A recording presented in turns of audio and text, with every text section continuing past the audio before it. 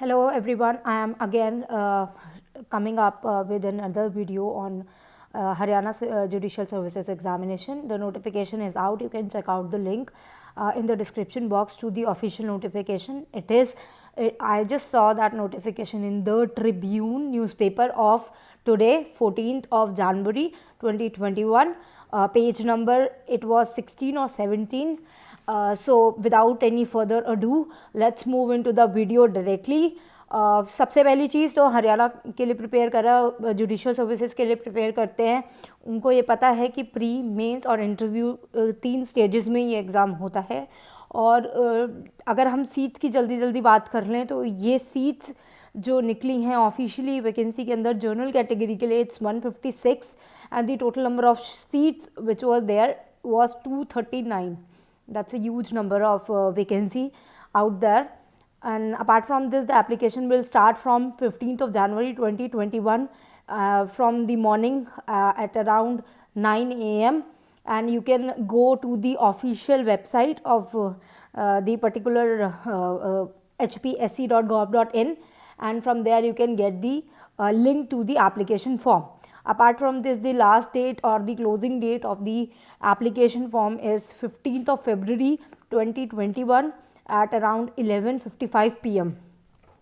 जल्दी से बात कर लेते हैं प्री के एग्ज़ाम के बारे में. प्री का एग्ज़ाम 125 क्वेश्चन आते हैं, 4 नंबर का एक क्वेश्चन होता है, 1/5 नेगेटिव मार्किंग है, 0.25 और टोटल पेपर जो प्री का आता है वो 500 नंबरों का आता है.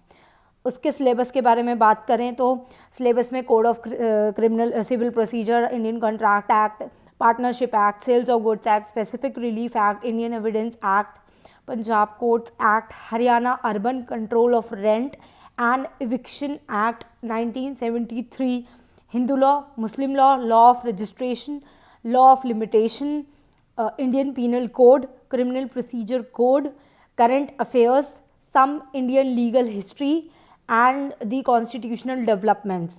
So this is the syllabus for the pre-examination.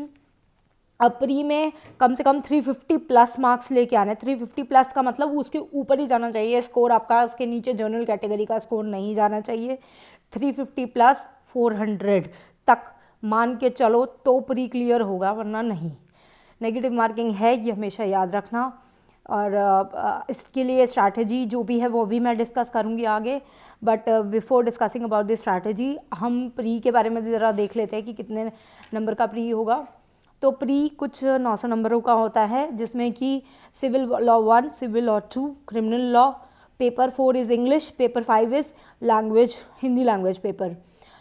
जो सिविल लॉ 1 होता है वो 200 मार्क्स का होता है. अगैन उसमें CPC आता है आपका, कॉन्ट्रैक्ट आता है, पार्टनरशिप आता है, सेल्स ऑफ गुड्स आता है, स्पेसिफिक रिलीफ आता है, इंडियन एविडेंस एक्ट आता है, पंजाब कोर्ट्स एक्ट आता है, Haryana urban control of rent and eviction act 1973 ये आता है. ये हो गया सिविल लॉ 1 की बात. ये 200 नंबर का पेपर होगा. उसके बाद सिविल लॉ 2 के बारे में बात करें, ये भी 200 नंबर का पेपर होगा, जिसमें हिंदू लॉ आएगा, मुस्लिम लॉ आएगा, लॉ ऑफ रजिस्ट्रेशन आएगा, लॉ ऑफ लिमिटेशन आएगा. उसके बाद हम क्रिमिनल लॉ पे आ जाते हैं. तो उसमें क्रिमिनल लॉ में 3 चीज़ें हैं: IPC Indian penal code, CRPC criminal procedure code, Indian evidence act. उसके बाद हम पेपर 4 की बात कर लेते हैं, इंग्लिश लैंग्वेज और हिंदी लैंग्वेज पेपर 5. सबसे ज़्यादा नंबर कम क्यों आते हैं बच्चों के और क्यों नहीं पेपर मेंस का क्लियर हो पाता है, क्यों मैं बताती हूँ. 200, 200, 400, 200, 600, 600 में लगे रह जाते हैं. हाँ, और जो आपके 300 नंबर हैं उनको आप बिल्कुल भी फोकस नहीं करते हो. तो क्या होता है कि इनकी वजह से आप लैकआउट कर जाते हो. तो अब क्या करना है, अब आपको ये 600 नंबर तो करने ही है, और इस 300 में से कम आपको 200 से ऊपर 200 से ऊपर नंबर लेके आने की कोशिश करनी है. तो स्ट्रैटेजी इस तरीके से बनाओ कि कहीं ना कहीं आप 1 घंटा अपने इंग्लिश और हिंदी को ज़रूर दो. ये एक पॉइंट है जो मैं हमेशा रखती हूँ और मैं आज भी कह रही हूँ, बार बार कहती आई हूँ कि एज अगर लेनी है, अगर अपने कॉम्पिटिटर से एज लेनी है तो इंग्लिश और हिंदी पे कमांड कर लो.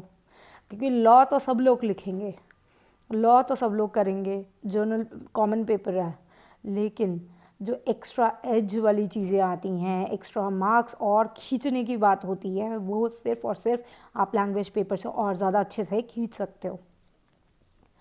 तो चलो लैंग्वेज पेपर की बात कर लेते हैं। पेपर 4 इंग्लिश, जिसमें ऐसे आता है 100 नंबर का, प्रेसी राइटिंग आती है 25 नंबर की, कॉम्प्रिहेंशन आता है 25 नंबर का, करेक्शंस आते हैं 25 नंबर के, वर्ड्स एंड फ्रेजेस आता है 25 नंबर का। तो ये हो गया 200 नंबर का।